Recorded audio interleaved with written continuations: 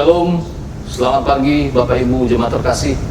Senang kembali dapat menyapa Bapak Ibu sebelum kita kembali lagi beraktivitas di dalam setiap kesibukan kita. Di pagi hari ini, firman Tuhan saya ambil dari 1 Samuel pasal yang ke-8 ayat 1 sampai ayat ke-9. Demikian firman Tuhan, orang Israel menghendaki seorang raja.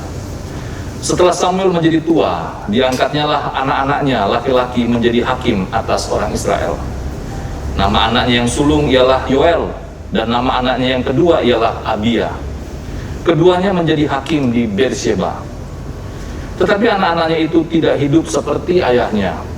Mereka mengejar laba, menerima suap, dan memutarbalikkan keadilan. Sebab itu berkumpullah semua tua-tua Israel. Mereka datang kepada Samuel di Rama dan berkata kepadanya, "Engkau sudah tua dan anak-anakmu tidak hidup seperti engkau. Maka angkatlah sekarang seorang raja atas kami untuk memerintah kami, seperti pada segala bangsa-bangsa lain." Waktu mereka berkata, "Berikanlah kepada kami seorang raja untuk memerintah kami," perkataan itu mengesalkan Samuel. Maka berdoalah Samuel kepada Tuhan. Tuhan berfirman kepada Samuel, "Dengarkanlah perkataan bangsa itu dalam segala hal yang dikatakan mereka kepadamu. Sebab bukan engkau yang mereka tolak, tetapi akulah yang mereka tolak, supaya jangan aku menjadi raja atas mereka." Sekali lagi, supaya jangan aku menjadi raja atas mereka. Tepat seperti yang dilakukan mereka kepadaku sejak hari aku menuntun mereka keluar dari Mesir sampai hari ini, yakni meninggalkan daku dan beribadah kepada ilah lain. Demikianlah juga dilakukan mereka kepadamu. Oleh sebab itu, dengarkanlah permintaan mereka. Hanya peringatkanlah mereka dengan sungguh-sungguh, dan beritahukanlah kepada mereka apa yang menjadi hak raja yang akan memerintah mereka. Bapak Ibu Saudara terkasih, dari pembacaan firman Tuhan kita dari 1 Samuel pasal yang ke-8 ayat yang pertama sampai yang ke-9, saya memberikan judul dari renungan di pagi hari ini adalah Master Plan. Bapak Ibu Saudara terkasih, berbicara tentang Master Plan atau rencana besar Tuhan di dalam kehidupan bangsa Israel. Kita semua sudah mengetahui bahwa rencana besar Tuhan kepada bangsa Israel dimulai dari Kejadian pasal yang ke-12 ayat pertama sampai ayat yang ke-3. Bagaimana Abraham itu dipanggil Allah untuk pergi dari negerinya ke negeri yang akan ditunjukkan Tuhan kepadanya, yaitu tanah Kanaan.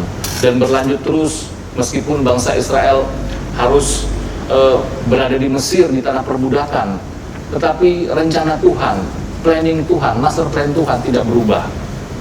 Sampai akhirnya Musa memimpin bangsa Israel keluar dari tanah Mesir, dan akhirnya juga dilanjutkan kembali oleh Yosua untuk memimpin bangsa ini masuk dalam tanah yang dijanjikan Tuhan bagi bangsa Israel.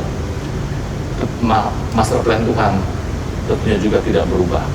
Nah, berbicara tentang master plan Tuhan yang tidak pernah berubah, Bapak Ibu terkasih, kalau kita melihat di dalam 1 Samuel pasal yang ke-8 yang kita baca tadi, kita bisa melihat bagaimana bangsa Israel berusaha untuk merubah master plan Tuhan itu, berusaha untuk merubah rencana Tuhan yang indah itu, yang seharusnya Tuhan Allah yang adalah menjadi pemimpin atau menjadi raja mereka. Mereka mau merubah bahwa raja yang mereka kehendaki sama seperti raja-raja yang memimpin seperti bangsa-bangsa yang lain. Kalau kita melihat di ayat yang ke-5 di sana, bagaimana bangsa Israel berusaha untuk merubah master plan Tuhan. Bisa dikatakan, "Maka angkatlah sekarang seorang raja atas kami untuk memerintah kami, seperti pada segala bangsa-bangsa yang lain." Meskipun kalau kita melihat ayat yang ke-10 sampai ayat yang ke-19, Tuhan sudah memberikan alasan logis apa yang akan terjadi jika mereka memilih seorang raja. Tetapi tetap saja bangsa ini mengeraskan hati mereka, tetap mau meminta raja untuk memimpin mereka agar sama seperti bangsa-bangsa yang lain. Artinya apa, Bapak Ibu Saudara terkasih? Kita belajar apa dari peristiwa ini? Artinya bahwa tidak selalu rencana Tuhan itu berjalan sesuai dengan maunya Tuhan. Manusia sering memilih sesuai dengan kehendak hatinya, pertimbangan logikanya. Padahal sudah tahu pasti pilihannya tersebut akan mendatangkan kedukaan. Dan itu yang terjadi pada bangsa Israel. Sehingga apa yang harus kita lakukan agar rencana Tuhan atau master plan Tuhan dalam kehidupan kita tergenapi? Yang pertama, mari kita mempersiapkan atau mewariskan master plan Tuhan di dalam kehidupan keluarga kita. Artinya apa? Kalau kita berbicara tentang 1 Samuel pasal yang ke-8 ayat 1 sampai yang ke-3, bagaimana anak-anak Samuel itu tidak hidup seperti Samuel, itu adalah sebuah situasi kondisi yang menyedihkan. Sebagaimana seharusnya anak-anak Samuel hidup sama seperti ayahnya, menjadi teladan bagi bangsa Israel, sehingga menjadi berkat bagi bangsa Israel, tapi justru tidak seperti itu. Sehingga master plan Tuhan yang indah bagi kehidupan Samuel, yang seharusnya anak-anaknya menggantikan posisi Samuel, justru tidak seperti itu. Ini menjadi pelajaran buat kita bahwa berbicara tentang rencana Tuhan, plan Tuhan dalam kehidupan kita, mari kita wariskan kepada anak-anak kita. Mari kita menuntun, membimbing anak-anak kita agar tetap setia kepada Tuhan, agar tetap setia kepada rencana Tuhan yang besar. Jangan pergi atau jangan meninggalkan rencana Tuhan yang indah dalam kehidupan kita. Yang kedua, mari kita yakin terhadap rencana Tuhan yang besar. Mari kita yakin kepada master plan Tuhan yang besar dalam kehidupan kita. Karena apa? Karena rancangan Tuhan adalah rancangan damai sejahtera, bukan rancangan kecelakaan. Dan yang ketiga, jangan kita merusak master plan Tuhan dengan melakukan hal-hal yang bodoh yang seharusnya bisa kita hindari, dengan terus hidup dalam dosa misalnya, tidak ada pertobatan misalnya, sehingga rencana Tuhan dalam kehidupan kita tidak pernah digenapi.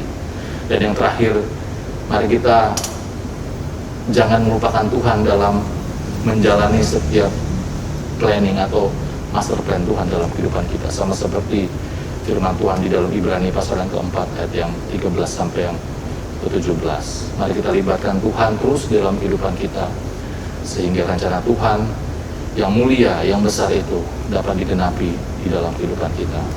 Mari kita berdoa bersama-sama. Tuhan, terima kasih. Kami bersyukur bahwa rencana-Mu di dalam kehidupan kami, tiap-tiap pribadi maupun di dalam setiap keluarga kami, sungguh mulia, sungguh ajaib. Tetapi seringkali kami sebagai umat-Mu memikirkan master plan kami sendiri, merancangkan master plan kami sendiri, sehingga buntutnya adalah kekecewaan, kepahitan, dan juga mungkin hal-hal yang susah di dalam kehidupan kami. Sekali kami diingatkan bahwa rencana Tuhan di dalam kehidupan kami sungguh amat baik. Planning Tuhan dalam kehidupan kami sungguh amat indah dan berujung kepada damai sejahtera. Oleh sebab itu, Bapa, mampukan kami agar kami sungguh-sungguh dapat tetap setia kepada rencana besar Tuhan dalam kehidupan kami sebagai pribadi lepas pribadi. Tetapi kami juga diajar untuk mewariskan master plan Tuhan di dalam kehidupan keluarga kami, kepada anak-anak kami, kepada cucu-cucu kami. Dan kami juga diajar agar kami sebagai orang percaya tidak merusak master plan Tuhan di dalam kehidupan kami dengan berbuat bodoh dan juga mungkin tetap hidup di dalam dosa. Ampuni kami, Tuhan, jika di dalam kehidupan kami selama ini menganggap enteng atau tidak menganggap serius rencana Tuhan yang besar dalam kehidupan kami. Tapi di pagi hari ini kami kembali lagi diingatkan untuk kembali sadar bahwa ada rencana Tuhan yang besar, ada master plan Tuhan yang besar dalam kehidupan kita, yang semuanya akan berujung kepada damai sejahtera. Terima kasih Bapak, ini doa kami. Berkati untuk setiap aktivitas kami, apa yang kami kerjakan di hari ini, sehingga nama Tuhan dipermuliakan. Di dalam nama Tuhan Yesus kami sudah berdoa dan bersyukur.